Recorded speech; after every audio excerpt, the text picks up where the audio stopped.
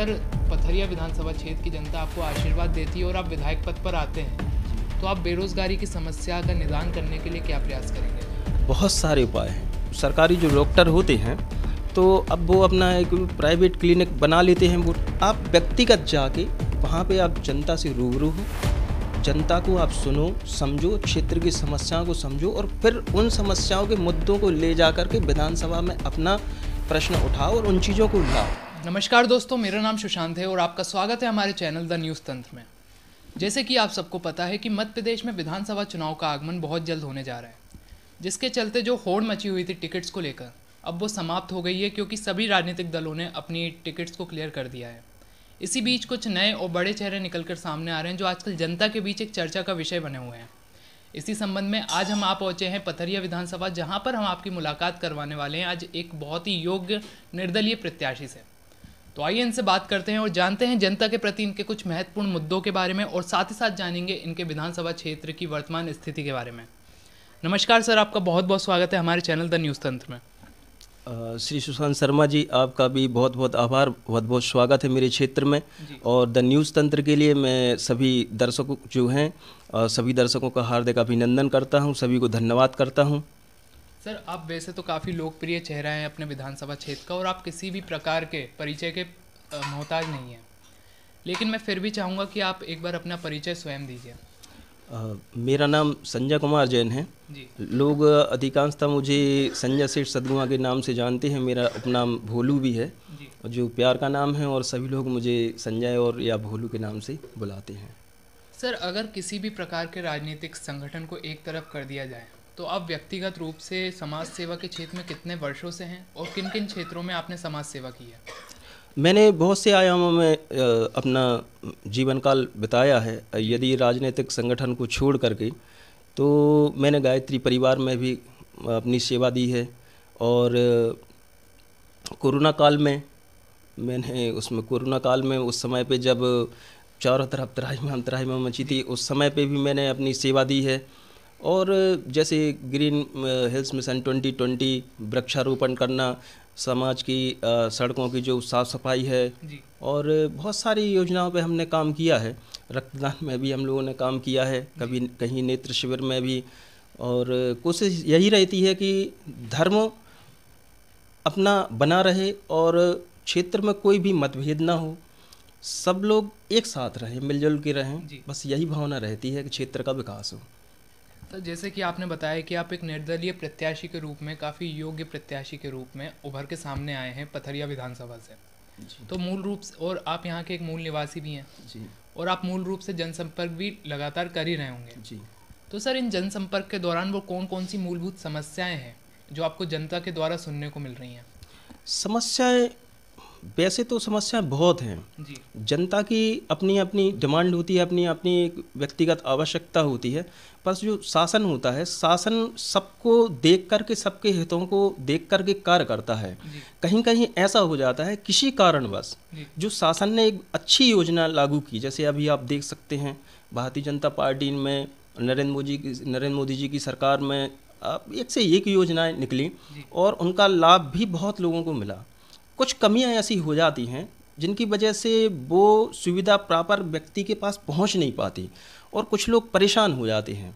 जैसे मान के चलो, कहीं क्या होता है कि अब किसी को अपना आधार कार्ड सुधरवाना है। जी। आधार कार्ड सुधरवाना है, बनवाना है, बहुत छोटी सी बात है, कोई बड़ी प्रक्रिया नहीं है।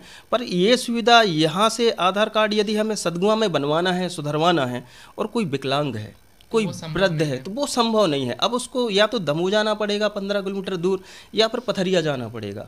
तब ये शासन को थोड़ा सा इतना भी ध्यान देना चाहिए कि शासन सब अच्छे से कार्य करता है, सभी के शासन अच्छे रहते हैं, कोई अपना बुरा कार्य नहीं करता है। बस इतना बस हो जाए कि जो अपने अपने मंडल होते हैं, मंडल 8-10 गांव के या 12 गांव के जो भी मंडल होते हैं, हर मंडल के अधीन ऐसी व्यवस्थाएं प्रशासन अगर ये सुविधाएं दे दे जनता के लिए, जनता के हितों में, कि जो आम जन होते हैं या जैसे अपनी माता बहनें गर्भवती हैं, वो कहीं नहीं जा पा रही हैं किसी कारणवश, या उनकी सही सुविधा उनके पास उपलब्ध नहीं है, तो उनके पास इतनी सुविधाएँ हों कि उनका आधार कार्ड भी उनका बन सके, गरीबी रेखा का भी बन सके, और वृद्धावस्था पेंशन के हिसाब से भी उनको ना भटकना पड़े। अब अन्य सुविधाएं होती हैं जैसे वाहन की। जी। यदि कोई महिला ऐसी स्थिति में है, जो हमारी माता बहन है, हम लोग के बीच में सभी के लोग, सभी के घरों में होती हैं, और ऐसी स्थिति में है कि यदि वो समय पर हॉस्पिटल ना पहुंच पाए, या जो मूलभूत सुविधाएं हॉस्पिटल में होनी चाहिए वो पर्याप्त ना हो हॉस्पिटल होने के बावजूद भी, तब उनको एक जिस वेदना का, जिस दर्द का, जिस उनको सामना करना पड़ता है, यदि वेदनीय है, हम लोग इसका अनुमान भी नहीं लगा सकते। तब शासन को, प्रशासन किसी का भी हो, उनको ये सोचना चाहिए कि जनता के हित में क्या क्या है, हमारी माता बहनों के हितों में क्या क्या है, वो सुविधाएं, मूलभूत सुविधाएं, वाहन, रोड, ये सब व्यवस्थाएं पर्याप्त हों। सर, देखा जाए तो आपके विधानसभा क्षेत्र में शिक्षा का स्तर किस प्रकार का है? अब शिक्षा का स्तर तो ठीक है, अच्छा है, सुधरा है, पहले से बहुत कुछ सुधार है जी। और निरंतर दिन पे दिन सुधार। जो सरकारी स्कूल होते हैं, क्या वो अच्छे से संचालित हो रहे हैं? जो टीचर्स हैं उसमें आते हैं? क्योंकि कई बार ये शिकायत सुनने को मिलती है कि टीचर्स समय पे नहीं आते हैं और लापरवाही करते हैं। और सर, जो ग्रामीण क्षेत्रों के स्कूलों में जो मिड डे मील योजना होती है, तो क्या उसका संचालन अच्छे से हो रहा है? जो पुष्टाहार बच्चों को मिलना चाहिए था, वो अच्छे से मिल रहा है या उसमें भी कोई कमी है? नहीं, मिड डे मील्स में जो है व्यवस्थाएं जो शासन की तरफ से हैं वो सुचारू रूप से जारी है, उसमें कोई कहीं कोई कोताहल, कोई कमी नहीं है, ऐसा कहीं भी सुनने समझने नहीं आया। हाँ, कहीं कहीं हो सकता है, थोड़ा बहुत होता है, और उसके पीछे भी कई वजह हो जाती हैं। जैसे सरकारी कर्मचारी, पर्याप्त सरकारी कर्मचारी ना हो, तब हो सकता है कि किसी के घर में मान के चलो गमी हो गई, या कोई ऐसी स्थिति बनी कि उसके बगैर वो काम नहीं चल पा रहा और मजबूरी में छुट्टी लेके चला गया।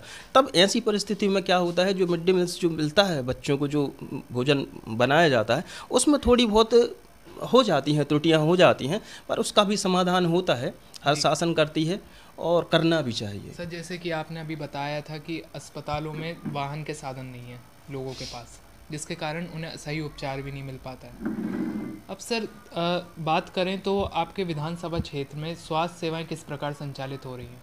कई बार ये शिकायत सुनने को मिलती है, ना सिर्फ आपके विधानसभा क्षेत्र में, पूरे मध्य प्रदेश में, कि जो डॉक्टर्स हैं वो उपलब्ध नहीं होते हैं, और जो उपलब्ध होते हैं वो अपने प्राइवेट क्लिनिक्स पे बैठते हैं और मोटी रकम चार्ज करते हैं जनता के द्वारा। तो जो उन्हें लाभ मिलना चाहिए था एक सरकारी अस्पताल का, वो उन्हें नहीं मिल पाता है। नहीं, हर जगह ऐसा नहीं होता है सर। कहीं कहीं क्या होता है कि अब जैसे सरकारी जो डॉक्टर होते हैं, तो अब वो अपना एक प्राइवेट क्लिनिक बना लेते हैं, वो ठीक है, वो अपने घर पे, लेकिन वो उसकी भी एक कारण होती है। हम लोग का सोचना ये रहता है कि जो उनका ड्यूटी टाइम रहता है वो बखूबी निभाते हैं। अब ये तो इतना हो जाता है कि जैसे आज सदगुआ गांव है, और सदगुआ गांव में एक हॉस्पिटल है, पर यहाँ पर जो MBBS या MD जो डॉक्टर आएंगे तो वो बाहर से आते हैं। अब 15 किलोमीटर, 20 किलोमीटर या कोई 30 किलोमीटर का सफ़र तय करके आता है, तो कहीं ना कहीं ऐसा हो जाता है कि कहीं ट्रेन सुविधा, कहीं वाहन सुविधा या पर्याप्त सही समय पे वो ना आ पाएँ, ऐसा हो सकता है। लेकिन अधिकांशतः सभी डॉक्टर अपने अपने कर्तव्यों का सही निर्वहन करते हैं, सभी ड्यूटी का पालन करते हैं। और अभी जो ग्राफ देखा जाए तो पहले के दशकों में और अभी का जो ग्राफ चल रहा है, इसमें काफ़ी सुधार है, और इससे भी बेहतर काम हो, इस चीज़ की हम लोग कामना करते हैं। और जैसे सरकारी शिक्षक हो गए, थोड़ा बहुत चलता है सर, लेकिन बच्चों के भविष्य के साथ में खिलवाड़ ना हो, हम लोगों का प्रयास ये रहेगा। क्योंकि अभी जैसे CBSE कोर्स देख लो, और जो शासकीय स्कूलों का अभी जो सिस्टम चल रहा है, उसमें जो एजुकेशन सिस्टम है उसमें थोड़ा सा क्या है, गंभीरता नहीं है सर। उसको शिक्षक को चाहिए कि आप उसको गंभीरता से लें, क्योंकि वो बच्चों के हितों का कार्य है और बच्चे ही अपने देश का भविष्य हैं। तो करना चाहिए और सुधार होना चाहिए यदि कहीं कमी। एक महत्वपूर्ण समस्या और जो आज की तारीख का सबसे बड़ा मुद्दा बना हुआ है, ना सिर्फ विधानसभा क्षेत्र में आपके, मध्य प्रदेश में भी नहीं, पूरे देश का सबसे बड़ा मुद्दा है, वो है बेरोजगारी। अगर पथरिया विधानसभा क्षेत्र की जनता आपको आशीर्वाद देती है और आप विधायक पद पर आते हैं जी, तो आप बेरोजगारी की समस्या का निदान करने के लिए क्या प्रयास करेंगे? बहुत सारे उपाय हैं जी।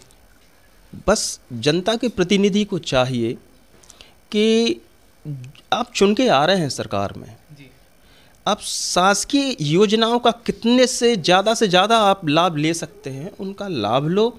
और कहाँ, किस क्षेत्र में किस चीज़ की आवश्यकता है, आप व्यक्तिगत जाके वहाँ पे आप जनता से रूबरू हो, जनता को आप सुनो, समझो, क्षेत्र की समस्याओं को समझो, और फिर उन समस्याओं के मुद्दों को ले जा कर के विधानसभा में अपना प्रश्न उठाओ और उन चीज़ों को लाओ। इसमें क्या है, सुधार होगा। सर एक बड़ी समस्या और जिसके बारे में चर्चाएं कम सुनने को मिलती हैं कि रोडों पर अन्य जानवर यूं ही घूमते रहते हैं, जिसके कारण कई बार दुर्घटनाएं और हादसे भी हो जाते हैं, जिसमें ना सिर्फ मनुष्य जान को क्षति पहुंचती है, साथ ही साथ जो गोवंश है उनकी जान को भी क्षति पहुंचती है। जब कांग्रेस की 15 महीने की सरकार आई थी तो उन्होंने 1000 गौशालाओं का निर्माण करवाया था, लेकिन सवाल आज ये उठता है कि वो अच्छे से संचालित क्यों नहीं हो रहे हैं। अभी हम पिछले 30, 35, 40 साल पहले की यदि बात करें सर जी तो पहले जनसंख्या जो घनत्व था वो इतना ज़्यादा था नहीं। जी हर घर में कहीं 5, 10 सदस्य, 20 सदस्य, इससे ज़्यादा कुछ ऐसा था नहीं। अभी क्या है, बंटवारे का जो सिस्टम आ गया, संयुक्त परिवार है नहीं। जी और जो बंटवारे के सिस्टम में अब किसी को कितनी भी जगह मिली, थोड़ी जगह मिली, तो जो गौवंश पालने वाले लोग रहते थे, गौ माता को जो जो सेवा करने वाले लोग रहते थे, अब उनको खुद को रहने के लिए प्रॉपर जगह नहीं हो पा रही, तो अब वो गौवंश को कहाँ बांधेंगे।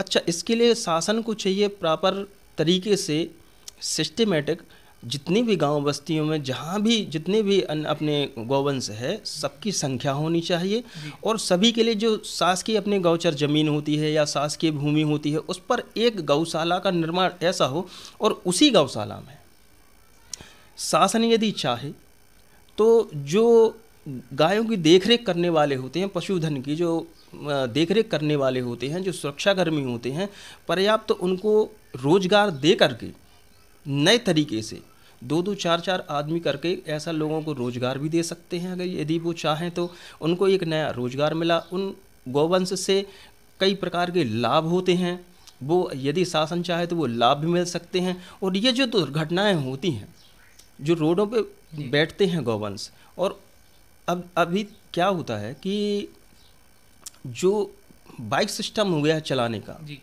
इस पे कोई रोकथाम नहीं है। शासन को सबसे पहली बात तो ये तय करना चाहिए कि 60, 50, 60 जो नॉर्मल स्पीड रहती है, 40 से लेकर के 60 इमरजेंसी है, तब 60। अभी आप देखेंगे नए नए लड़कों के हाथ में गाड़ियाँ रहती हैं, तो युवा हैं भाई, और धूम धड़ाके से निकालते हैं, उनको कोई टेंशन नहीं रहती। कहीं कहीं ऐसे धोखाधड़ी में एक्सीडेंट हो जाते हैं। और स्ट्रीट लाइट की जो व्यवस्थाएँ होती हैं वो थोड़ी सी कमज़ोर हैं। यदि रोडों पर जो स्ट्रीट लाइट है वो पर्याप्त हो, हर चौराहे पर कैमरा एक सुविधा हो, अनाउंसमेंट हो, यदि कोई अपनी 60 की स्पीड से आगे बढ़ रहा है तब गवर्नमेंट को खुद इतना सिस्टम बनाना चाहिए कि वहाँ से तत्काल ये मैसेज पहुँच जाए कि आप स्पीड में हो और आप कंट्रोल में हो जाओ। तो दोनों चीज़ बच जाएंगी, उसमें पशुधन भी अपना बच जाएगा और जो अभी आने वाली जो घटना है उससे भी बचा होगा। जिसके घर का जाता है उसको तकलीफ तो होती है सर।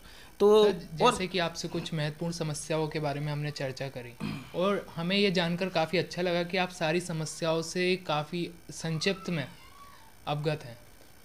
तो सर आपके आने वाले चुनाव में आपके कौन कौन से मुख्य मुद्दे होने वाले हैं जिस पर आप विकास का कार्य कराना चाहते हैं?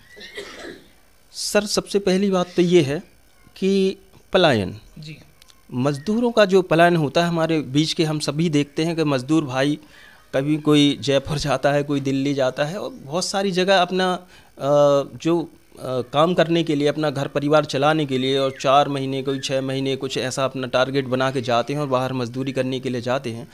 यदि गवर्नमेंट थोड़ी सी और उनको सुविधाएं बढ़ाए, जैसे फैक्ट्रियों का थोड़ा सा आविष्कार करे, यहाँ पे थोड़ी सी व्यवस्थाएं आगे बढ़ाए, तो हो सकता है कि जो पलायन हो रहा है शिक्षा के माध्यम से, रोजगार के माध्यम से, मजदूर वर्ग का जो पलायन हो रहा है उसमें थोड़ा सा बचाव हो जाएगा और वो यहाँ पे घर पे रह करके अपने गौवंश की भी सेवा कर सकते हैं, इसके बीच में अपने परिवार के बीच में भी हिल मिल के रह सकते हैं, समाज के कमियों को दूर भी करा सकते हैं।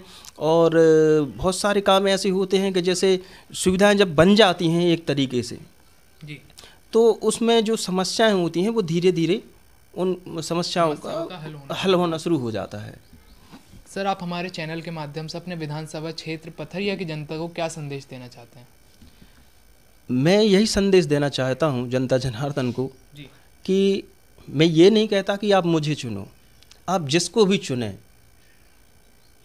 आप यही उद्देश्य लेकर के चुनें कि वो जनता के बीच में निरंतर बना रहे, जनता की समस्याओं को देखे, बच्चों के भविष्य के हितों में कार्य करे, जनता के हितों में कार्य करे, वृद्धों के हितों में कार्य करे। और यही नहीं, समाज में मनुष्य के साथ साथ में जो पशुधन भी हमारा होता है, जो गौधन भी हमारा होता है, जो गौवंश भी होता है, उसको बचाने के उपाय करें। सर आपका बहुत बहुत धन्यवाद हमारे चैनल को अपना कीमती समय देने के लिए। जी धन्यवाद।